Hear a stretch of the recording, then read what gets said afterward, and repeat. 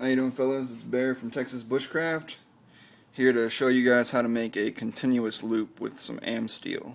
So this is one I made already, and what I use mine for is my tarp line, and it's used to tighten the tarp on the tarp line, also used for moving the tarp around without having to untie and tie it again. So all you would do is take it, you'd put a Prussik knot into it, just like that.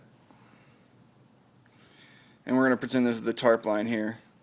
So the Prussik knot would go on, this part would attach to an S-clip or a soft shackle, which I'll show you how to make in another video. And all you'd do, if you want, you'd hook it onto your tarp, and then you can move this, the Prussik knot portion, to tighten it down into place. Oops, sorry. To tighten it down into place, and then the tension on it, the knot itself would hold it in place on the tarp line. So that way it would stay tight. And then if you need to move it, you can move one side and then move the other, and just keep moving it until you get it where you set up where you want it to. So, begin to show you how to do this. So what I got here is about 2 feet of Amsteel, and what we'll do is we'll cross these over and measure about how much, figure out about how much we want of an overlap. And there's my son back there, you can hear him talking. So we'll go about that much. And then what we'll do is we'll take our tools. Oh yeah, by the way, the tools I'm using are the same that I use for making the whoopee sling. So it's a piece of bicycle brake line that I cut, probably 2 feet long, or I'm sorry, 4 feet long.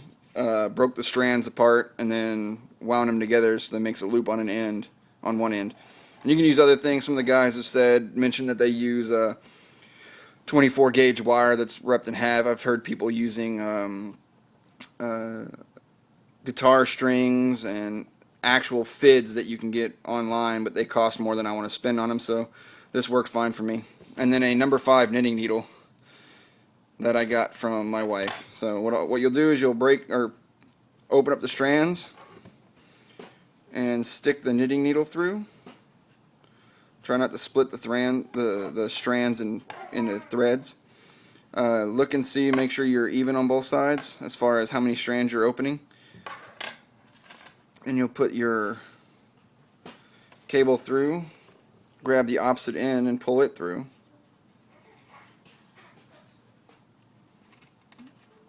Just like so. Alright, so we got that set up.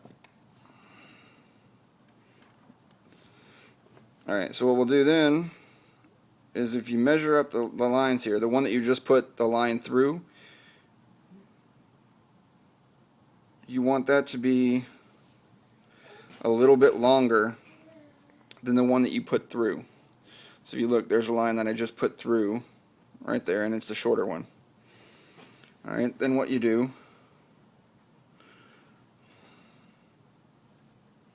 is you're going to take underneath the line that got the one put through, you're going to open that section up, put your knitting needle through, open it up a little bit, use your cable,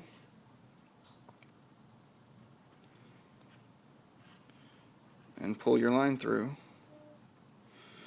And what that makes is kind of like a sheep shank would be. And all you're going to do is pull that tight, as tight as you can get it together.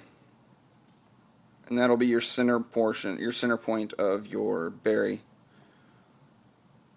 Alright, then what you're going to do is you're going to find one of the standing ends, run down, go about an inch or so past, open up the threads, or the strands,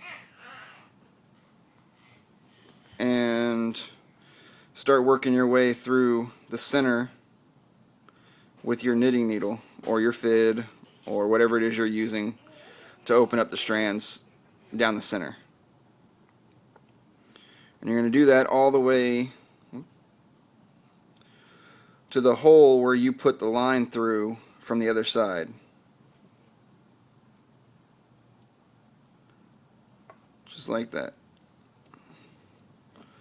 So there's a line that's coming out of the hole right there. And there is your scrunched up section that you're going to use to pull through. So pull the knitting needle out, feed your wire through, grab the end of this string, fold it over, and then you're going to pull it back through on itself. And this part is always a little bit of a challenge to get started, but once you get it started, it's easy to get through.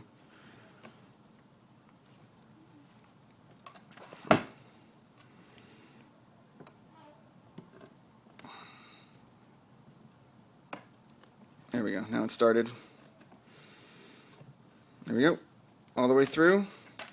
And then that section where the line went through originally to stick them together, you're just going to pull that tight.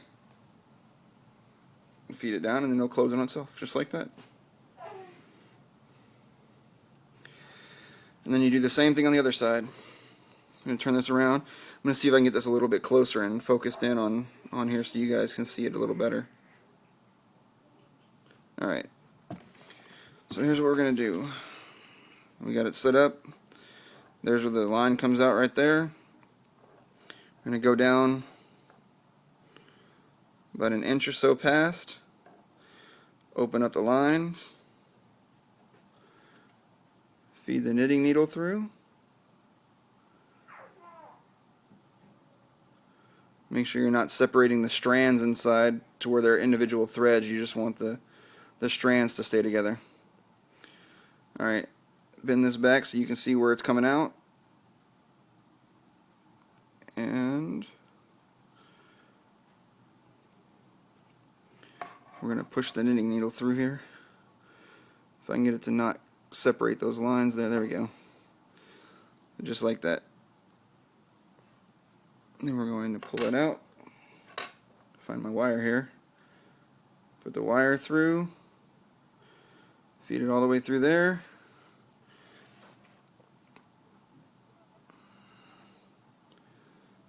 Feed it through. Fold it over. And then we can get this, start pulling it through.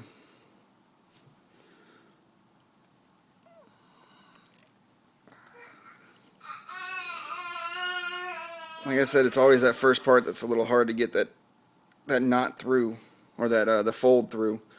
But once you get that first part, it becomes a lot easier. And you're going to pull it all the way through the end, just like that. Oops, sorry about that, guys. And as you can see, there's the standing end that I just pulled through, and here's the end that's the connection portion. So what we're going to do is squeeze and pull this down. And there you go. Refocus this down here. Alright, so there you go, guys. Your continuous loop. And then all you got to do to tie it on, like I said, is just tie a Prussik knot. You can use it for any all kinds of other applications, but the one I use it for is the Prussik knot for my my hammock setup.